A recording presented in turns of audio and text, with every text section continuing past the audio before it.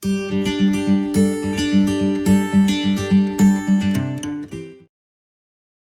Morning મિત્રો, કેમ છો? નીટ બાયોલોજી લેક્ચર સિરીઝમાં આપનું સ્વાગત છે. આઈ હોપ તમે બધા મજામાં હશો અને નીટ બાયોલોજી માટેની તૈયારી ખૂબ જ સારી રીતે કરી રહ્યા હશો. મિત્રો, સ્ટાન્ડર્ડ 11નું એકમ 4 વનસ્પતિ દેહધર્મ વિદ્યા પ્લાન્ટ ફિઝિયોલોજી તેનું પ્રકરણ નંબર 15 ચેપ્ટર 15 વનસ્પતિ વૃદ્ધિ અને વિકાસ પ્લાન્ટ ગ્રોથ એન્ડ ડેવલપમેન્ટ તેના નીટના અગત્યના મુદ્દાઓનો અભ્યાસ કરી રહ્યા છીએ. છેલ્લો લેક્ચર હતો પાર્ટ 4. તેની અંદર આપણે ભૌમિતિક વૃદ્ધિ દર અને સાથે સાથે આપણે ગાણિતિક વૃદ્ધિ દર વિશે અભ્યાસ કરેલો અને તેઓનું ગાણિતિક સ્વરૂપ કઈ રીતે આપી શકાય તે સૂત્રને આધારે સમજેલા. આજના લેક્ચરની અંદર આપણે વનસ્પતિ વૃદ્ધિ અને તેની અંદર વિભેદન, નિર્વિભેદન અને પુનર્વિભેદન જેવી ક્રિયાઓ વિશે અભ્યાસ કરવાના છીએ. તો ચાલો મિત્રો, ખૂબ જ અગત્યના એવા કોન્સેપ્ટ્સને સમજીએ. મિત્રો, વનસ્પતિની અંદર વૃદ્ધિ અને વિકાસને જો આપણે સારી રીતે સમજવો હોય તો એના માટે ખૂબ અગત્યની એક બાબત જે બને છે એ છે વૃદ્ધિ માટે અગત્યની એવી પરિસ્થિતિઓ અથવા તો પરિબળોનો અભ્યાસ કરવો. તો વૃદ્ધિની ક્રિયા થવા માટે જરૂરી એવી પરિસ્થિતિઓ કે પરિબળો કઈ કઈ છે? તો મુખ્યત્વે આની અંદર અજૈવિક પરિબળોનો સમાવેશ થાય છે, બરાબર? અથવા તો તેને તમે પર્યાવરણીય પરિબળો પણ કહી શકો. તો અનિવાર્ય હોય તેવા અજૈવિક પરિબળો કે જેને લીધે કોઈ પણ પરિસ્થિતિની અંદર, કોઈ પણ પરિસ્થિતિ તંત્રમાં વનસ્પતિની વૃદ્ધિ થઈ શકે, આ પરિબળો જે છે તે વૃદ્ધિ માટેની પરિસ્થિતિઓનું નિર્માણ કરે છે.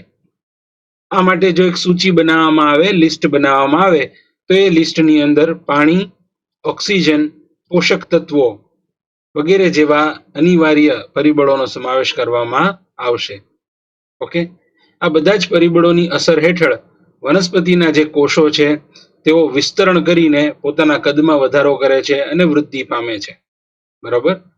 આમ તો વનસ્પતિના કોષના કદમાં વધારો થવા માટે જે ખૂબ અગત્યની પ્રક્રિયા છે એ છે તેના કોષ રસના કદમાં થતો વધારો, અને તે થશે પાણીની મદદ વડે. એટલે પાણી જે છે તે વૃદ્ધિની ક્રિયા માટે અત્યંત અગત્યનું પરિબળ બની રહે છે. કઈ રીતે? તો તમે આશ્રુતિની પ્રક્રિયા અને પ્રસરણની પ્રક્રિયાઓથી પરિચિત છો.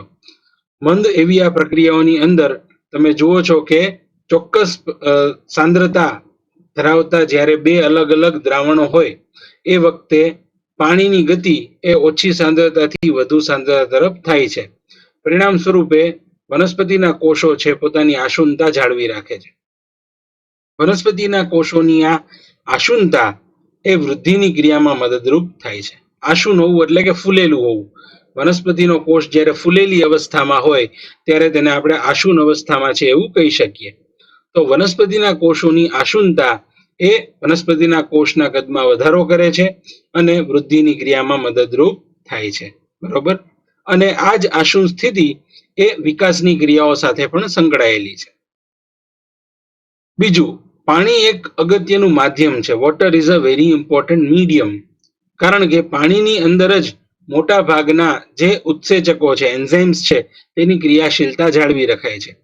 તો વૃદ્ધિ માટે આવશ્યક એવા તમામ ઉત્સેચકોની ક્રિયાશીલતા એ પાણીમાં મહત્તમ હોય છે. એટલે પાણી એક મહત્તમ અને ખૂબ અગત્યનું માધ્યમ છે. ઘણા બધા ઉત્સેચકો છે ઓક્સિડેઝ પ્રકારના હોય છે, મતલબ કે તે ઓક્સિજનની હાજરીમાં જટિલ અણુઓનું ખૂબ જ સરળ અણુઓમાં વિઘટન કરે છે અને ઉર્જા મુક્ત કરે છે. તો બીજાંકુરણથી લઈને વિભાજન, વિભેદન, આ તમામ ક્રિયાઓમાં ઓક્સિજન જે છે તે વૃદ્ધિની પ્રક્રિયાઓ માટે અગત્યનું પરિબળ બની રહેશે, કારણ કે ઓક્સિડેશનની ક્રિયા દ્વારા ખૂબ જ આવશ્યક એવી ચયાપચયિક ઉર્જા મુક્ત થશે. ઉપરાંત ગુરુ અને લઘુ એવા પોષક તત્વો અથવા તો ખનિજ તત્વો જે છે, જેને પોષક દ્રવ્યો પણ કહેવામાં આવે છે, તે જીવરસ અને સાથે સાથે જૈવિક અણુઓના સંશ્લેષણ અને ઉર્જાના સ્ત્રોત તરીકે પણ વર્તે છે. તો આ ક્રિયા માટે જરૂરી એવા પોષક દ્રવ્યો પણ ઘણા બધા હોઈ શકે છે. ગુરુ તેમજ લઘુ પોષક તત્વો વિશે તમે જાણો છો? તો ગુરુ અને લઘુ પોષક તત્વો અથવા તો ગુરુ તેમજ લઘુ ખનિજ તત્વો એ જીવરસના સંશ્લેષણ, જૈવિક અણુઓના સંશ્લેષણ, તેઓના નિયમન અને ઉર્જા તેમજ ચયાપચયની લગતી ઘણી બધી ક્રિયાઓ માટે અગત્યના હોય છે. ઘણા બધા ઉત્સેચકો માટે લઘુ પોષક તત્વો એટલે કે લેશ તત્વો એ સહકારકો તરીકે વર્તે છે અને આમ વૃદ્ધિ માટે જરૂરી એવા નિયામકોની નિયંત્રણ માટે એ ખૂબ અગત્યના બની રહે છે.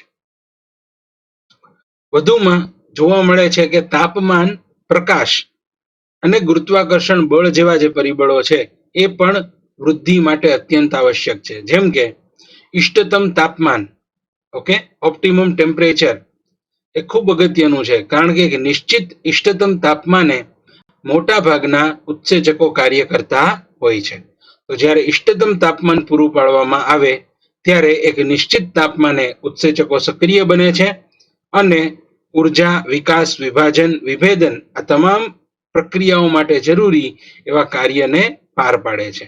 ઓકે, જો તાપમાનની અંદર, પ્રકાશની પ્રાપ્તિની અંદર, પાણીની પ્રાપ્તિની અંદર કે ખનિજ તત્વોની કે ઓક્સિજનની જો ખામી સર્જાય તો આવી વિસંગતતાઓ એ વનસ્પતિની ઉત્તરજીવિતા અને વૃદ્ધિની પ્રક્રિયાઓ માટે હાનિકારક બની શકે છે. ઓકે, આમ કહી શકાય કે મોટા ભાગના પર્યાવરણીય પરિબળો કે જેના વિશે આપણે ચર્ચા કરી એ વૃદ્ધિ માટે જરૂરી એવી પરિસ્થિતિઓનું નિર્માણ કરશે.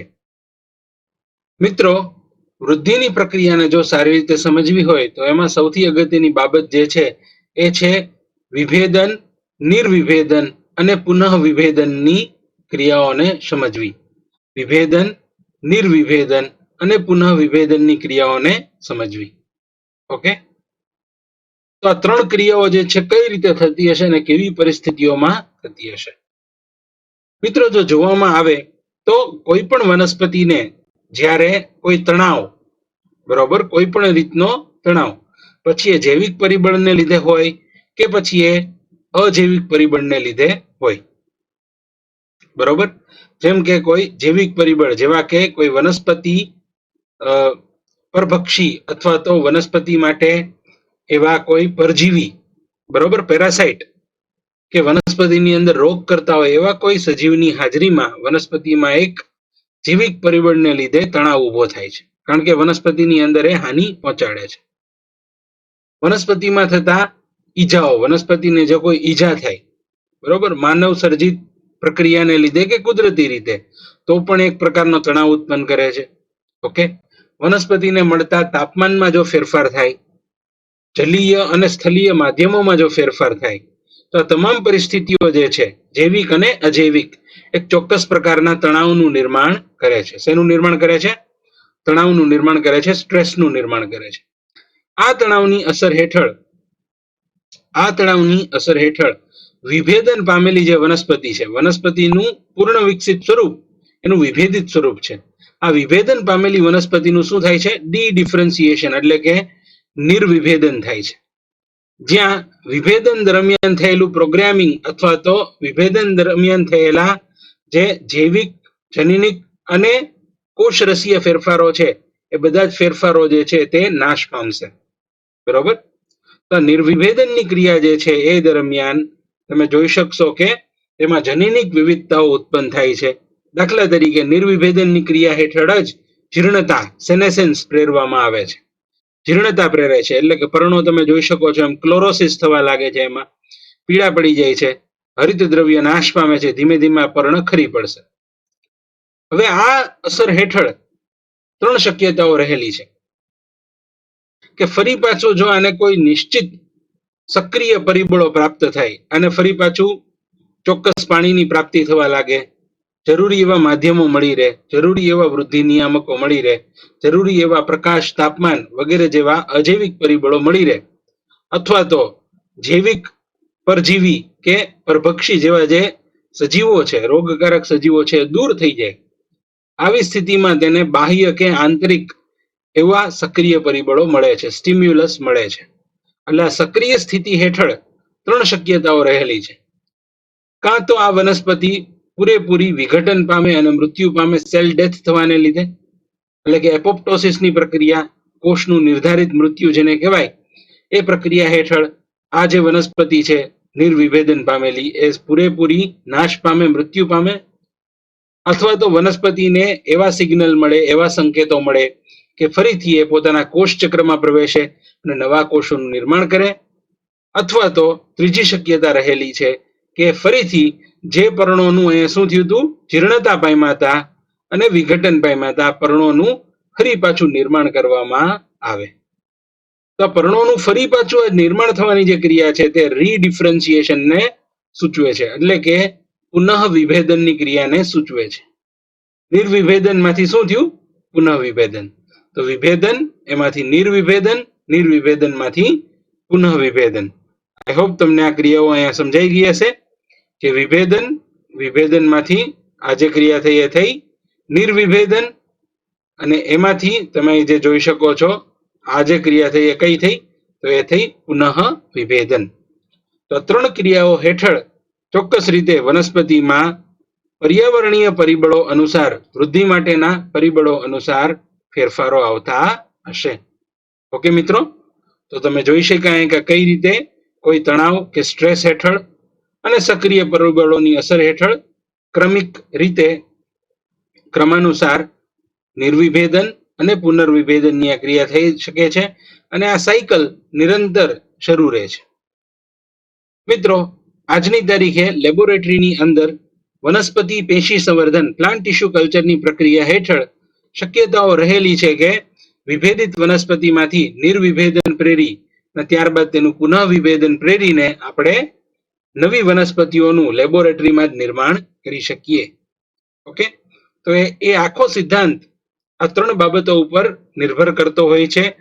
બીજા ઘણા બધા સિદ્ધાંતો છે આમાં, પણ આ ત્રણ મુખ્ય બાબતો છે તે આપણે ધ્યાનમાં રાખવાની હોય જો વનસ્પતિ પેશી સંવર્ધનની વાત કરવામાં આવે.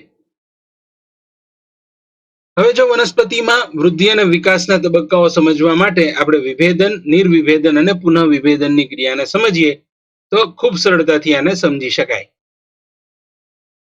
તો વનસ્પતિની અંદર જ્યારે વનસ્પતિનું બીજાંકુરણ થાય છે અને ત્યારબાદ તેનો જે વિકાસ થાય છે એ દરમિયાન જે પ્રરોહ તંત્ર અથવા તો પ્રકાંડ તંત્ર અને મૂળ તંત્રનું નિર્માણ થયું છે, આ બંને તંત્રોની અંદર અગ્રસ્થ, પાર્શ્વીય, બરોબર, આવી અલગ અલગ પ્રકારની વર્ધમાન પેશીઓ આવેલી હશે અથવા તો વર્ધનશીલ પેશીઓ આવેલી હશે, જે વનસ્પતિના અક્ષીય અને પાર્શ્વીય વૃદ્ધિ માટે જવાબદાર હશે. તો મૂળ અને પ્રકાંડમાં આવેલી જે અગ્રીય વર્ધનશીલ પેશીઓ છે અને ત્યારબાદ એદામાંથી ઉત્પન્ન થયેલા જે વર્ધનશીલ પેશીના કોષો છે તે આગળ જતા વિકાસની પ્રક્રિયાઓ દરમિયાન વિભેદન પામે છે. શું પામે છે? વિભેદન પામે છે. અને વિભેદન પામીને આ વર્ધનશીલ પેશીના કોષો કાયમી પેશીમાં ફેરવાઈ જાય છે. મેરિસ્ટેમેટિક ટિશ્યુ એટલે કે વર્ધનશીલ પેશીના કોષો કાયમી પેશી એટલે કે પરમેનન્ટ ટિશ્યુમાં ફેરવાઈ જાય છે. બરોબર? તો તમે જોઈ શકો છો કે વનસ્પતિની અક્ષીય વૃદ્ધિ માટે જવાબદાર જે છે તે છે અગ્રીય વર્ધનશીલ પેશી. વનસ્પતિની જે પાર્શ્વીય વૃદ્ધિ છે એના માટે જવાબદાર જે છે તે છે પાર્શ્વીય વર્ધનશીલ પેશી. એધા જે છે એ પણ એક ચોક્કસ પ્રકારની વર્ધનશીલ પેશી છે. તો બધી જ વર્ધનશીલ પેશીઓ સતત વિભાજન પામે છે અને નવા કોષોનો ઉમેરો કરે છે. આ નવા ઉમેરાયેલા કોષો એ શું કરે છે? તે એક નિશ્ચિત પ્રક્રિયા હેઠળ વિભેદન દ્વારા કાયમી પેશીઓમાં ફેરવાઈ જાય છે કે જ્યાં તે પોતાની વિભાજન કરવાની ક્ષમતાને ગુમાવે છે. પોતાની વિભાજન કરવાની ક્ષમતાને ગુમાવે છે.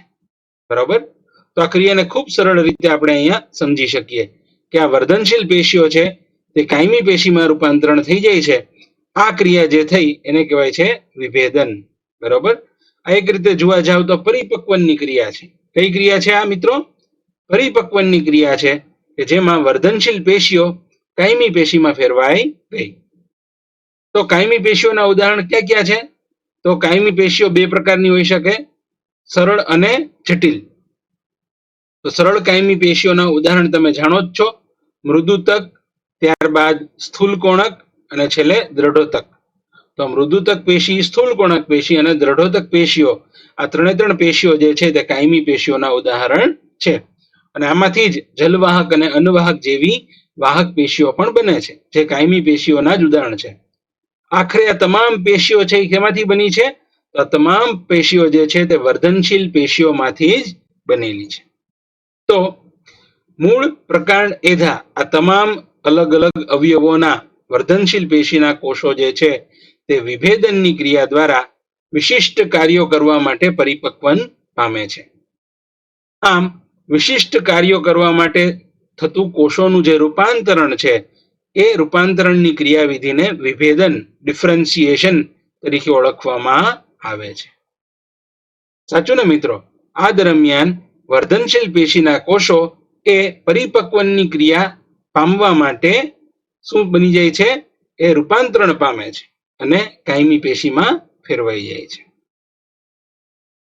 મિત્રો, જો કોષીય સ્તરે વર્ધનશીલ પેશી અને કાયમી પેશીનો અભ્યાસ કરવામાં આવે તો કયા એવા ફેરફારો છે કે તફાવતો છે કે જેને આપણે અહીંયા અવલોકન કરી શકીએ?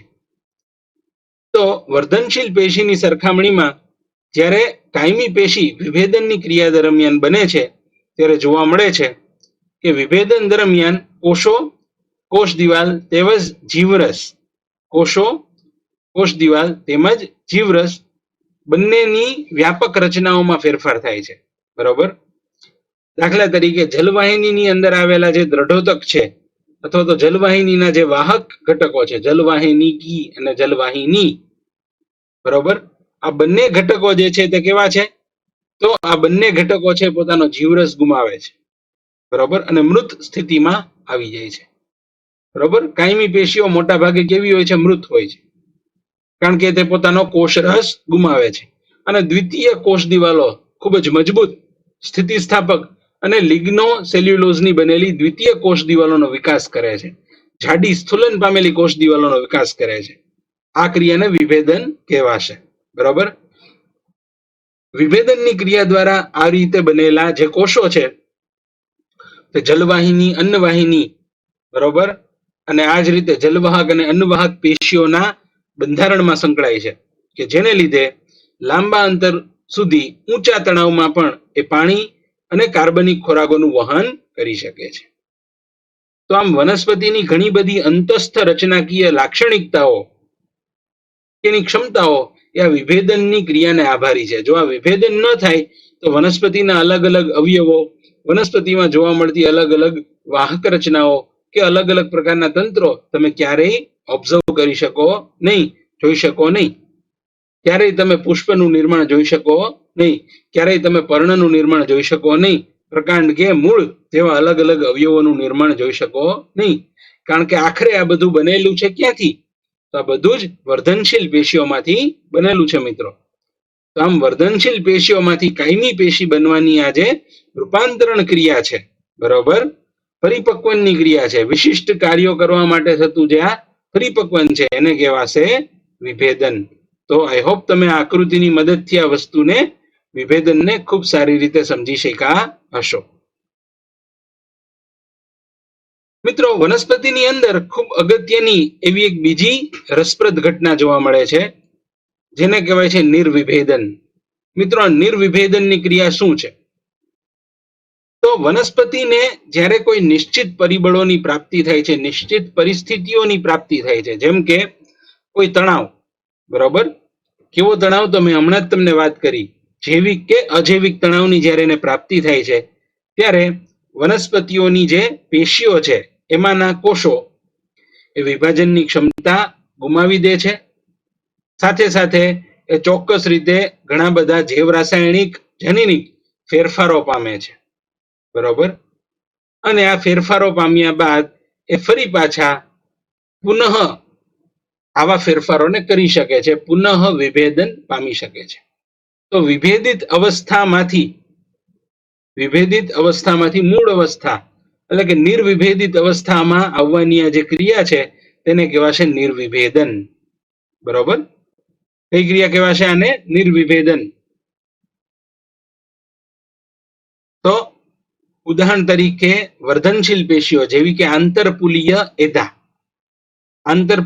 એધા તેમજ ત્વક્ષેધા, બરોબર, આ બંને જે છે, આ બંનેનું જે નિર્માણ થાય છે કે ભ્રમણ, જે આખી એક એધાનો વલય બને છે, જે છે આ વલય બનવાની જે ક્રિયા છે એ પૂર્ણ રીતે વિભેદન પામેલા મૃદુતક કોષોમાંથી તો થાય છે.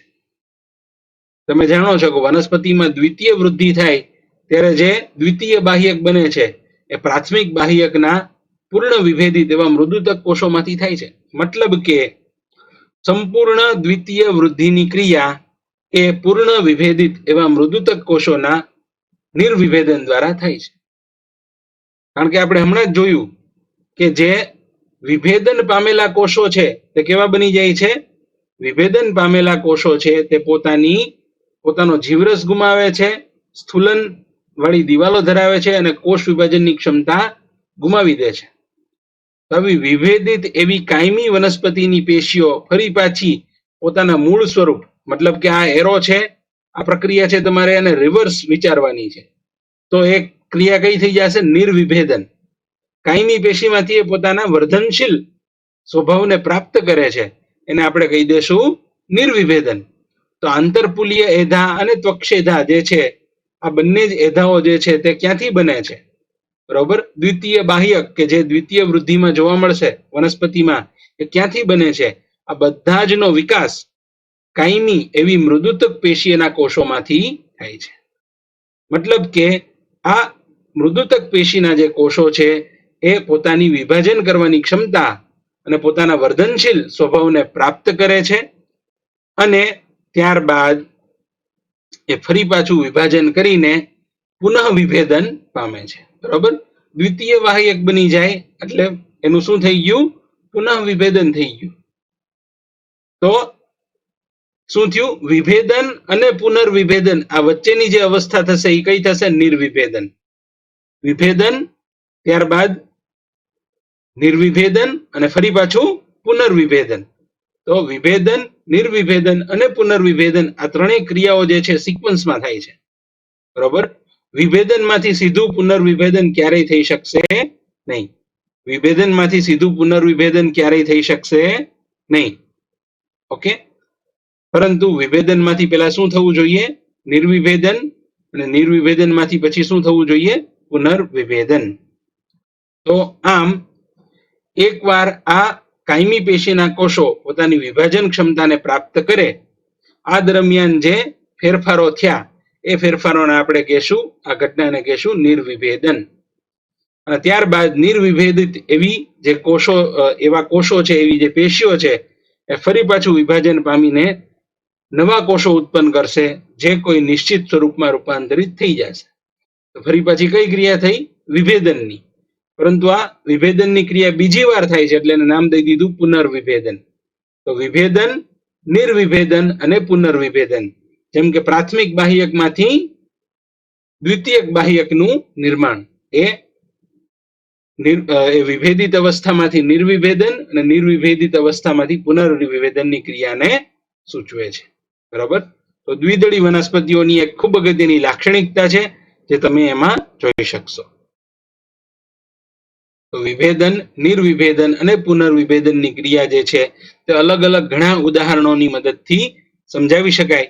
દાખલા તરીકે ચોક્કસ રીતે કંટકનું નિર્માણ, ટ્રાઇકોમ, અથવા તો ચોક્કસ રીતે વનસ્પતિના પ્રકાંડ રોમ, જે મૂળ રોમ હોય એમ પ્રકાંડ રોમ, બરોબર, પ્રકાંડમાં આવેલી કાંટા જેવી કે રોમ જેવી રચનાઓ, આ બધાનું નિર્માણ કઈ રીતે થશે? કારણ કે એક વિશિષ્ટ પ્રકારનો કોષ છે. બરોબર, જે મૂળ રોમ છે એક વિશિષ્ટ પ્રકારનો કોષ છે, એમ પ્રકાંડ રોમ છે એક વિશિષ્ટ પ્રકારનો કોષ છે. તો પ્રકાંડ રોમનું નિર્માણ કઈ રીતે થશે? તો જે પણ પ્રકાંડના અધિસ્તરના કોષો છે એ અધિસ્તરના કોષો પહેલા તો વૃદ્ધિ પામે છે, કે જેમાં કોષીય વૃદ્ધિ થતા કોષ છે તેનું એક્સપાન્શન થાય છે, એના કદમાં વધારો થાય છે. ત્યારબાદ ધીમે ધીમે ઘણા બધા કોષો નિર્માણ પામેલા હશે વિભાજનની ક્રિયામાં. આમાંના ઘણા બધા કોષોની વૃદ્ધિ પણ થશે, પરંતુ બધા જ કોષો એ પ્રકાંડ રોમમાં, ટ્રાઇકોમમાં રૂપાંતરણ થશે નહીં. જેમ કે 3 કોષો દર્શાવેલા છે, આ 3 કોષોમાંથી કોઈ પણ એક કોષ છે, બરોબર, એ જ નિર્ધારિત થઈ જશે કે આમાંનો કયો કોષ એ આગળ જતા પ્રકાંડ રોમ બનાવશે. તો આ 2 કોષો છે તે પ્રકાંડ રોમ માટે વિભેદન પામવાના નથી. ફક્ત આ કોષ જે છે વચ્ચેનો, આ જ કોષ જે છે તે પ્રકાંડ રોમ બનાવવા માટે વિભેદન પામશે. આમ અપરિપક્વ એવા પ્રકાંડ રોમનું એ નિર્માણ થશે. બરોબર, સમજાઈ ગયું મિત્રો? તો આમ અપરિપક્વ એવા પ્રકાંડરોમનું નિર્માણ થયું. ત્યારબાદ ધીમે ધીમે તેમાં કોષરસ અને કોષીય દ્રવ્યો છે તે વહન પામી જશે અને ત્યારબાદ એમાંથી આગળ જતા બીજા નવા પ્રકાંડરોમોનું નિર્માણ થશે. તો આ જે ક્રિયા છે તે વિભેદિત અવસ્થામાંથી નિર્વિભેદિત અવસ્થા અને નિર્વિભેદિત અવસ્થામાંથી આ પુનર્વિભેદિત અવસ્થાને પ્રસ્તુત કરે છે. બરોબર? પેલા તો આ વિભેદિત અવસ્થા છે 1 નંબર, એમાંથી આ જે અપરિપક્વ ઇમેચ્યોર એવા પ્રકાંડરોમનું નિર્માણ થયું. બરોબર? એ શું દર્શાવે છે? તો એ નિર્વિભેદિત અવસ્થા દર્શાવે છે. તો વિભેદિતમાંથી નિર્વિભેદિત અને એમાંથી આગળ જતા ફરી પાછી નવી શાખાઓનું નિર્માણ થવું એ પુનર્વિભેદિત અવસ્થાનું નિર્માણ સૂચવે છે. આમ પરિપક્વન પામીને એ કોઈ નિશ્ચિત વનસ્પતિના અંગ કે કોઈ ભાગનું નિર્માણ કરશે. તો આમ વિભેદન, નિર્વિભેદન અને પુનર્વિભેદનની ક્રિયાઓ એ વનસ્પતિમાં વૃદ્ધિ અને વિકાસ માટે અત્યંત અગત્યની ક્રિયાઓ છે. તો મિત્રો આજના લેક્ચરમાં અહીંયા સુધી જ. નેક્સ્ટ લેક્ચર એટલે કે પાર્ટ 6 ની અંદર આપણે વૃદ્ધિ અને તેમાં પણ ખાસ કરીને પ્લાસ્ટિસિટી અને અલગ અલગ પ્રકારના બીજા અગત્યના કન્સેપ્ટ્સ છે તેના વિશે વાત કરવાના છીએ. આજના લેક્ચરમાં જો કંઈ પણ ન સમજાણું હોય તો કોમેન્ટ સેક્શનની અંદર કોમેન્ટ કરીને પૂછી શકો છો. Thank you. ધન્યવાદ. ઓકે ફ્રેન્ડ્સ, આઈ હોપ તમને તમામ પોઈન્ટ્સ અહીંયા સમજાઈ ગયા હશે. તેમ છતાં જો કંઈ પણ ન સમજાય તો આપ કોમેન્ટ સેક્શનની અંદર કોમેન્ટ કરીને પૂછી શકો છો. Okay friends, please like, share and subscribe to my channel. Thank you so much.